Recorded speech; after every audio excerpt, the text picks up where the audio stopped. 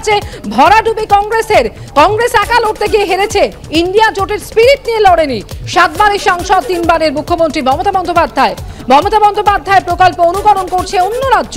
দেশের মানুষ নকল নেতা চাইছে না, আসল নেতা চাইছে। কংগ্রেসের জমিদারি নীতি চলবে না। কংগ্রেসের জমিদারি নীতির জন্য 3 রাজ্যে হেরেছে।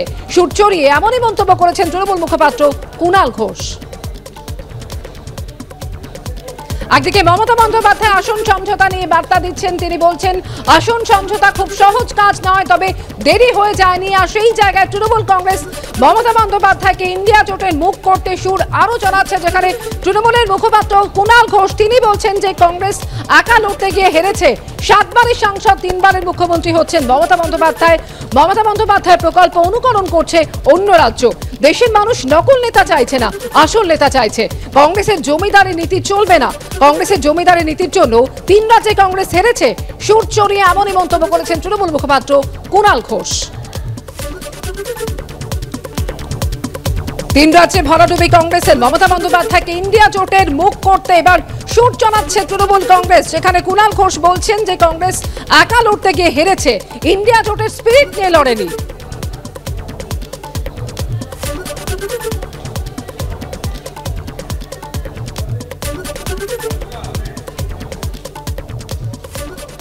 রাজ্যে যেভাবে কংগ্রেস হেরেছে ওটা তো কংগ্রেসের একার হার। নিজেরা লড়তে গেছিল, একা একা লড়তে গেছিল, ইন্ডিয়া স্পিরিটটা নিয়ে যায়নি।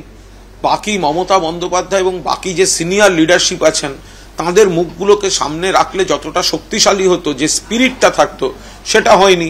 ফলে ইন্ডিয়া জোট যদি মমতা বন্দ্যোপাধ্যায়কে 7 বারের সাংসদ, 4 বারের কেন্দ্রীয় মন্ত্রী, তার মধ্যে 2 বার রেলমন্ত্রী, 3 বারের মুখ্যমন্ত্রী, এবং যার স্কিমগুলি সারা ভারতবর্ষ নকল করছে, কেন্দ্রীয় সরকার ফার্স্ট প্রাইজ দিচ্ছে, আর অন্যান্য রাজ্যে ভোটের সময় অন্য দলগুলো মমতা বন্দ্যোপাধ্যায় স্কিমগুলোকে নকল করে বলছে আমরাও করব, তো মানুষ জেরক্স নেবেন কেন? মানুষ অরিজিনাল চাইছেন দেশের মানুষ। যেদিনকে মহুয়াকে এক্সপেল করলো বিজেপি, সেদিন আবার ইন্ডিয়া জোট অর্থাৎ তৃণমূলের রক্তক্ষরণ, তৃণমূলের ত্যাগের মধ্যে দিয়ে ইন্ডিয়া জোটে আবার প্রাণ প্রতিষ্ঠিত হলো। ফলে কংগ্রেসের ভুল, কংগ্রেসের জমিদারি নীতি, এগুলো চলবে না। কংগ্রেসের জমিদারি নীতির জন্য 3টে রাজ্যে গিয়ে মুখ পুড়েছে, তাতে ইন্ডিয়া জোট নিয়ে মানুষের কোয়েশ্চেন তৈরি হয়েছে।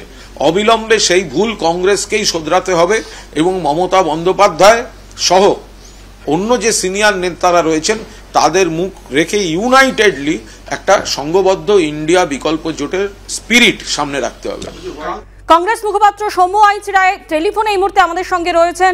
সৌম্যদা, একদিকে মমতা বন্দ্যোপাধ্যায় যখন আগামীকালের এই ইন্ডিয়া জোটের বৈঠকের আগে আসন সমঝোতার বার্তা দিচ্ছেন এবং তিনি একথা বলছেন যে সবার সঙ্গে আলোচনা করতে তিনি প্রস্তুত এবং কথা বলতেও তিনি রাজি রয়েছেন, কোনো সিদ্ধান্ত তিনি কারোর উপরে চাপিয়ে দিতে চান না, এবং পাশাপাশি তিনি কংগ্রেসের সঙ্গে আসন সমঝোতা প্রসঙ্গে এমন মন্তব্য করছেন যে কেউ তো বেড়ালের গলায় ঘন্টি বাঁধবে।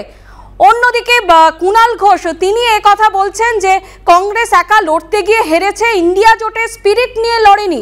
7 বারের সাংসদ, 3 বারের মুখ্যমন্ত্রী মমতা বন্দ্যোপাধ্যায় তার প্রকল্প অনুসরণ করছে অন্য রাজ্য, এবং কংগ্রেসের জমিদারি নীতি এখানে চলবে না।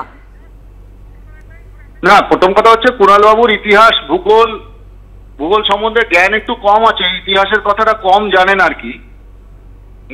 আমাদের তো কুণাল বাবুকে দেখলে আর তৃণমূলকে দেখলে গোয়ার কথা মনে পড়ে, ত্রিপুরার কথা মনে পড়ে, মেঘালয়ের কথা মনে পড়ে, কিভাবে ভোট কেটে বিজেপির হাত শক্ত করা যায়। একদিকে এগুলো হচ্ছে অন্তর্দ্বন্দ্ব, এবং এখানে কার্যত কুণাল বাবুরা বিজেপির তামাক খেয়ে, বিজেপির দাদন খেয়ে এখন উনি তৃণমূলের সুপ্রিমোকে কলুষিত করার চেষ্টা করছেন, তার অথরিটিকে চ্যালেঞ্জ করছেন।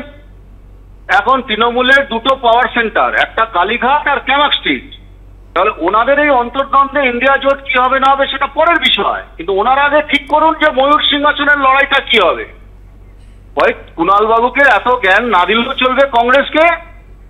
ওনার দলের অন্তর্দ্বন্দ্ব আগে সামলান, আগে নিজের দল সামলান। গায়ে মানে না আপনি মোড়লের মতো এই ধরনের কথা বলে কোনো লাভ হবে না। আর কংগ্রেসকে দুর্বল করা, এইসব কংগ্রেস হচ্ছে ভারতবর্ষের কংগ্রেস এই কচু পাতার ওপর ভরে শিশির না যে কুণাল বাবুদের দল টোকা মারবে আর পড়ে যাবে। ফলে নিজের দলের দিকে দেখুন, আয়নায় মুখ দেখলেই বোঝা যাবে যে তৃণমূল দলটা কেমন চলছে। অনেক ধন্যবাদ আপনাকে।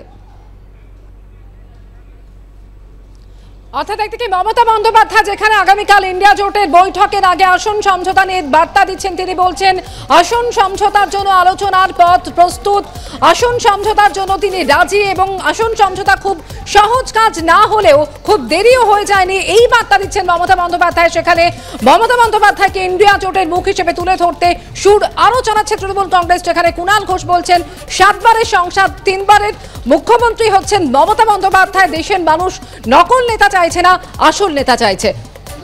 সিপিএম সাংসদ এবং আইনজীবী বিকাশ রঞ্জন ভট্টাচার্য তার সঙ্গে এই মুহূর্তে টেলিফোন লাইনে যোগাযোগ করে নিয়েছি। বিকাশ রঞ্জন বাবু, আগামীকালই যেখানে ইন্ডিয়া জোটের বৈঠক রয়েছে, মমতা বন্দ্যোপাধ্যায় বলছেন আসন সমঝোতার পথ খোলা রয়েছে, তিনি আলোচনার জন্য প্রস্তুত। অন্যদিকে সেখানে দেখা যাচ্ছে যে মমতা বন্দ্যোপাধ্যায়কে ইন্ডিয়া জোটের মুখ হিসেবে তুলে ধরতে চাইছে তৃণমূল কংগ্রেস। সেখানে কুণাল ঘোষ বলছেন 7 বারের সাংসদ 3 বারের মুখ্যমন্ত্রী হচ্ছেন মমতা বন্দ্যোপাধ্যায়। দেখুন, মমতা বন্দ্যোপাধ্যায় এবং কুণাল ঘোষ এরা ইন্ডিয়া জোটে ভোট পাকাবার জন্য আছেন। ওরা প্রকৃতপক্ষে বিজেপি এবং মোদীর গুপ্তচর, এরা বেশি দিন থাকবেন না। তার প্রথম নিদর্শন হচ্ছে ওরা মমতা ব্যানার্জির নাম করে তাকে মুখ্যমন্ত্রী নিয়োগ করার দাবি করছেন, যিনি গোটা পশ্চিমবঙ্গের কাছে কলঙ্কিত এক নেত্রী, গোটা ভারতবর্ষের মানুষের কাছে একজন ক্লাউন হিসেবে পরিচিত, তাকে ওরা প্রধানমন্ত্রী মুখ করতে চাইছেন। আসলে এটার মধ্যে দিয়ে ওরা ইন্ডিয়া যে গঠবন্ধন হওয়ার চেষ্টা হচ্ছে বিজেপি বিরোধী, সেখানে ভাঙন সৃষ্টি করছেন। এক, দুই হচ্ছে মমতার অস্তিত্ব তো পশ্চিমবঙ্গের বাইরে কোথাও নেই, সুতরাং উনি আসন সমঝোতা নিয়ে কি বললেন বা না বললেন তার তো রাজনৈতিক মূল্য নেই। এইসব কথা বলে ওরা প্রকৃতপক্ষে মোদীকেই মদত জোগায়। অনেক ধন্যবাদ বিকাশ রঞ্জন বাবু।